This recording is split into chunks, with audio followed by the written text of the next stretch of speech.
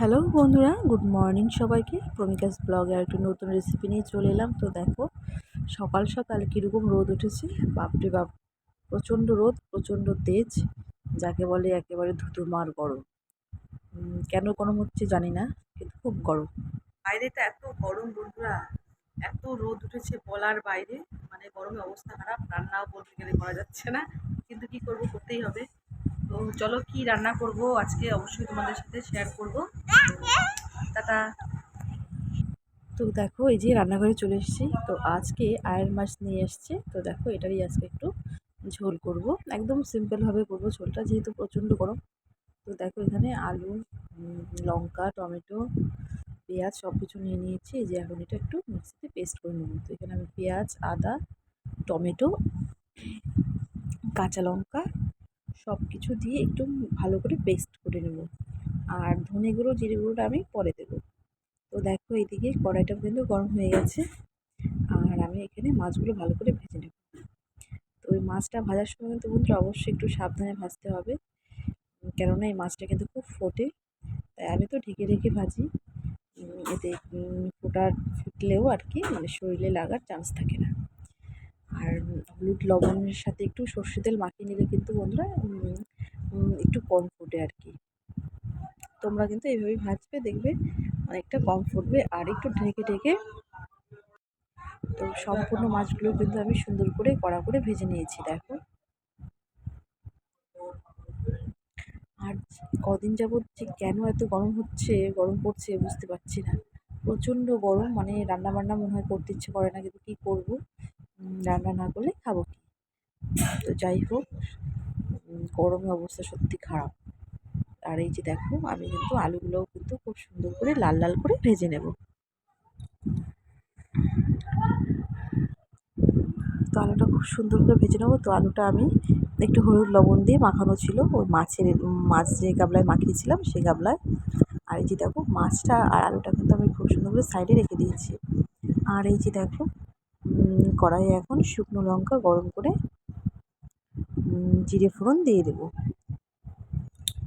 তো তোমাদের বাড়িতে আজকে কী রান্না হচ্ছে অবশ্যই আমাকে জানিও। আর আমার এই রেসিপিগুলো ভালো লাগে বন্ধুরা, অবশ্যই লাইক, কমেন্ট এবং সাবস্ক্রাইব করো, ভুলো না।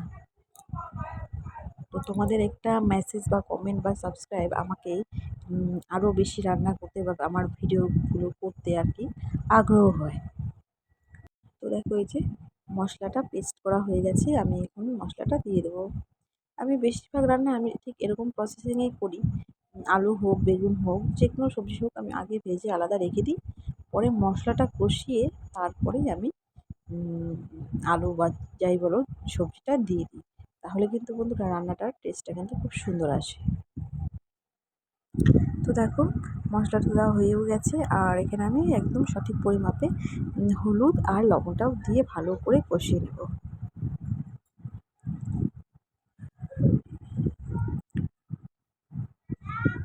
আমি একটু এই যে মিক্সি ধুয়ে জলটা ছিল মিক্সিটা ধুয়ে দিয়ে দিলাম। পুজো তো চলেই এলো বন্ধুরা, তোমাদের কার কার শপিং হলো অবশ্যই জানিও।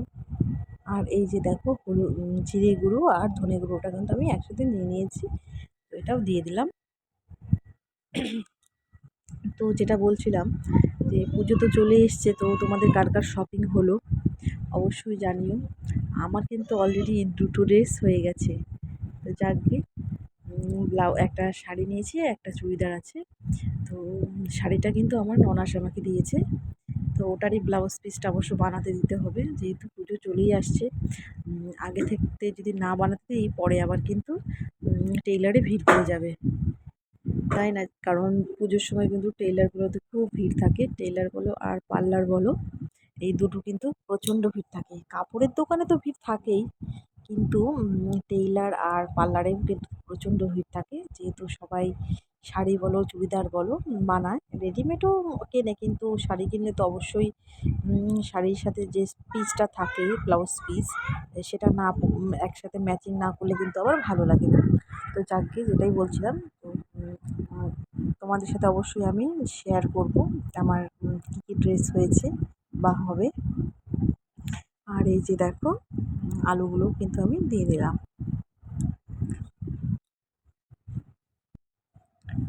তো আলুটা দিয়ে ভালো করে আমি নাড়িয়ে চাড়িয়ে নেব। মশলাটা কিন্তু কষানো হয়েই গেছে। এখন শুধু আলুটা দিয়ে হালকা একটু নাড়িয়ে চাড়িয়ে নিতে হবে।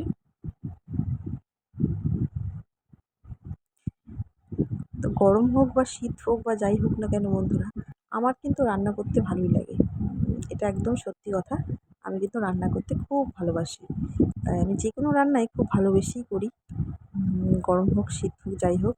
হ্যাঁ, গরমকালে একটু গরম লাগে ঠিকই, কিন্তু রান্নাটা করতে কিন্তু ভালোই বাসি। তারপর দেখো বন্ধুরা, এই যে জলটাও দিয়ে দিলাম। তো ব্যাস, জলটা দিয়ে এবার সুন্দর করে ফুটিয়ে নেওয়ার পালা।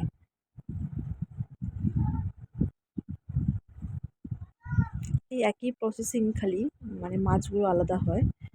করে দেখবে বন্ধুরা, খেতে কিন্তু খুব ভালো হয়। আর এই যে দেখো, ঝোলটা কিন্তু খুব সুন্দর ফুটে গেছে। আর মাছগুলোও দিয়ে দিলাম। তোমরা কিন্তু চাইলে লঙ্কার গুঁড়ো ব্যবহার করতে পারো, কিন্তু যেহেতু প্রচণ্ড গরম, আজকে আর লঙ্কার গুঁড়ো দিলাম না। গরমের মধ্যে একটু হালকা পাতলা খাওয়াটাই বেটার, এর জন্য শুধু কাঁচা লঙ্কা পেস্ট করে দেওয়া হয়েছে।